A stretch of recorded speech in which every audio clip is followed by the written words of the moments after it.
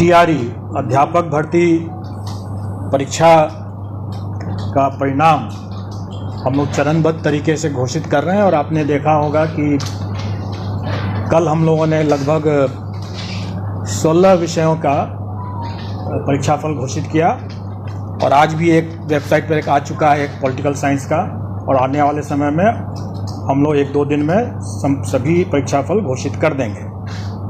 हम लोग कुछ आपको आंकड़े बता देना चाहेंगे जो आपके समझने के लिए होगा।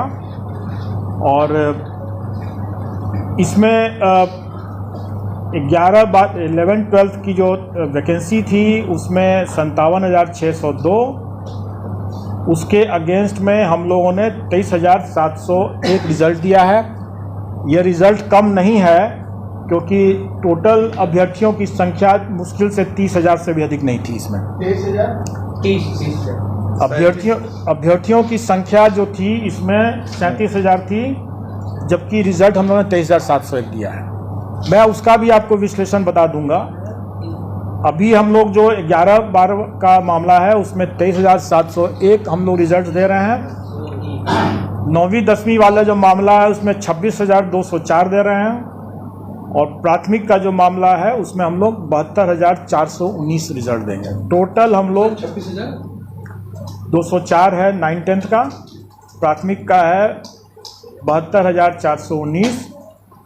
टोटल हम लोग दे रहे हैं 1,22,324। और मैं आपको बता दूं कि जो अब आप लोगों को मिल जाएगा, मैं थोड़ी दूसरी बात बता देता हूं। मैं उसके बारे में बता रहा हूं, आप प्रश्न पूछेंगे मैं जरूर जवाब दे दूंगा। अभी मैं कुछ फैक्ट्स आपको बता रहा हूं। 1,22,324 अभ्यर्थी हम लोग के सक्सेसफुल हुए हैं। 1,22,324 टोटल हैं। और अगर हम लोग थ्योरेटिकल मैक्सिमम देखें, मतलब कहने का ये है कि कुछ विषय में अभ्यर्थी बहुत कम है, वैकेंसी ज़्यादा, स्वाभाविक है कि उससे अधिक हम दे ही नहीं सकते हैं जितने अभ्यर्थी हैं। तो थ्योरेटिकल मैक्सिमम जो था वो 1,70,461 नहीं है, क्योंकि अभ्यर्थी कई विषयों में बहुत कम है वैकेंसी से। तो टोटल थ्योरेटिकल मैक्सिमम था 1,32,000, 1,31,000 कुछ 100 है, 1,32,000 मान लें। तो उसके विरुद्ध हम लोग देखा जाए तो हम लोग की उपलब्धि जो है वो 93% है।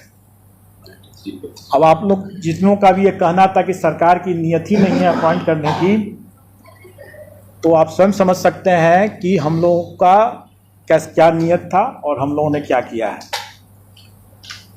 अब एक प्रश्न एक है जरूर, और वो प्रश्न है कि अभी जैसे पूछा भी गया कि बीएड वर्सेस बीटीसी का क्या होगा। तो इस पर तो मैं आप लोगों को सिर्फ एक गाने की पंक्ति बोल सकता हूं कि तुम्ही ने दर्द दिया है तुम ही दवा देना। अब जिसने दर्द दिया है वो दवा भी तो वही दे सकता है,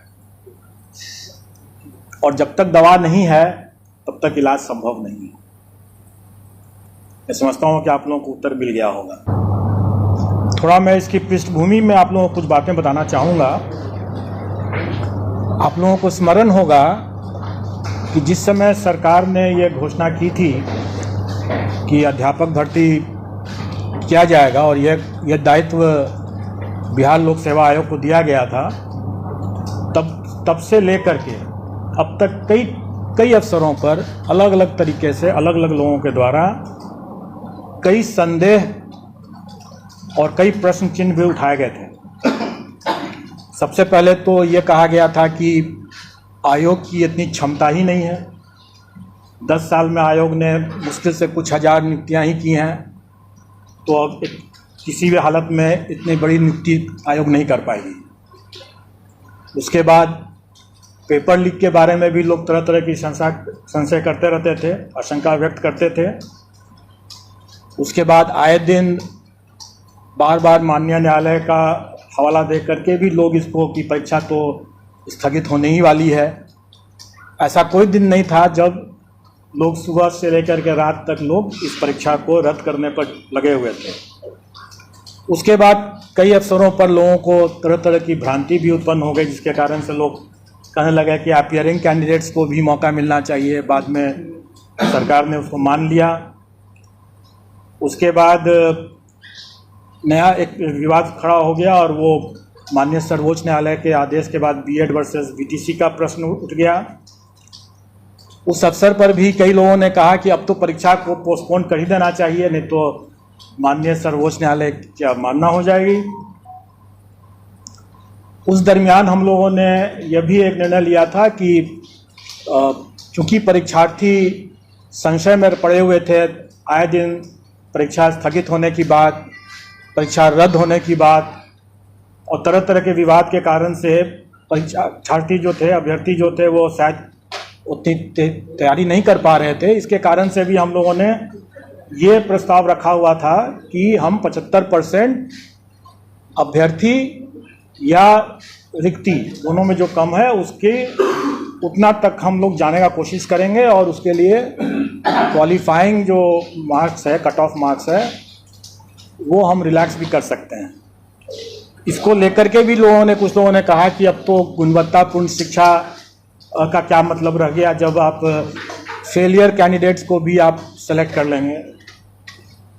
उसके बाद जब हम लोगों ने परीक्षा आयोजित कराई और जो प्राथमिक वाले पीआरटी वाले जब निकल के आए तो लोगों ने हल्ला करना शुरू किया कि ये परीक्षा तो ऑफिसर्स के लिए है, ये परीक्षा तो टीचर्स के लिए नहीं है, फिर सरकार की नीयत ही नहीं है नियुक्ति करने की।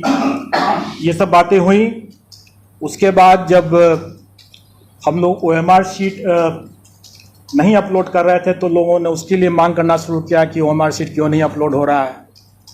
जब ये बताया गया कि कई अभ्यर्थियों ने ओएमआर में अपना रोल नंबर या सब्जेक्ट कॉम्बिनेशन या बुकलेट सीरीज़ गलत लिखा है, उसके हम लोग क्रॉस वेरिफिकेशन कर रहे हैं, तब उस पर लोगों ने कहना शुरू किया कि आप लोग ओएमआर में करेक्शन कर रहे हैं, मैनिपुलेशन कर रहे हैं और तरह तरह की शिकायत होने लगी।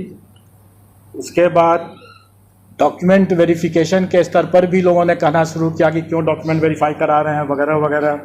एग्ज़ाम में तो लोग कह ही रहे थे कि जब परीक्षा फल ही नहीं देंगे तो परीक्षा कराने का क्या मतलब है, बाराती और दूल्हा की बात भी कह रहे थे। और इन सभी जो ऑब्स्टेकल्स थे, रुकावट थी, उसको दरकिनार करते हुए जब हम लोगों ने परीक्षा संपन्न करा लिया, तब उसके बाद परीक्षा जब सब साफ सुथरे तरीके से हुआ तो लोगों की अपेक्षाएं, उम्मीदें इस हद तक बढ़ गई कि लोग अब ये भी मांग करने लगे कि सीटेट में जो अनुत्तीर्ण हो गए वो कहने लगे कि 5% रिलैक्सेशन कर दीजिए, जैसे कि मेरे पास सभी समस्या का समाधान हो। वो भी मेरे ही अधिकार क्षेत्र में लगता है कि जैसे है। या टीआरई में भी लोग पता नहीं कैसे लोग 5% अतिरिक्त रिलैक्सेशन की बात करने लगे। उसके बाद अभ्यर्थी 1000 गलतियां करें, सर्टिफिकेट्स में तरह तरह की गलती करें, बोले कि मेरा यह गलती हो गया, मुझसे यह गलती हो गया, मुझे और मौका मिले, मुझे और मौका मिले। और इतनी गलतियों के बावजूद भी जब वो आयोग से ये अपेक्षा करने लगे कि हम तो टाइमली रिजल्ट दे दें और अगर हमें विलम्ब हो रहा है तो हम भ्रष्टाचारी हैं, अगर हम ओएमआर में विलम्ब से अगर कर रहे हैं तो भ्रष्टाचारी हैं, रिजल्ट टाइम पर नहीं दे रहे हैं, तुरंत नहीं दे रहे हैं, चाहे उनकी कितनी भी गलतियां हों, लेकिन हम अगर रिजल्ट टाइम पर नहीं दे रहे हैं तो हम गलत कर रहे हैं। सब कुछ होने के बाद अब जब अभ्यर्थी इतनी अपेक्षाएं अपनी बढ़ा लिए और आप लोग भी बढ़ा लिए तो सरकार भी पीछे क्यों रहती। तो सरकार ने भी हम लोगों से ये अपेक्षा किया कि भाई आप रिजल्ट के साथ साथ जिला भी आवंटित कर दें।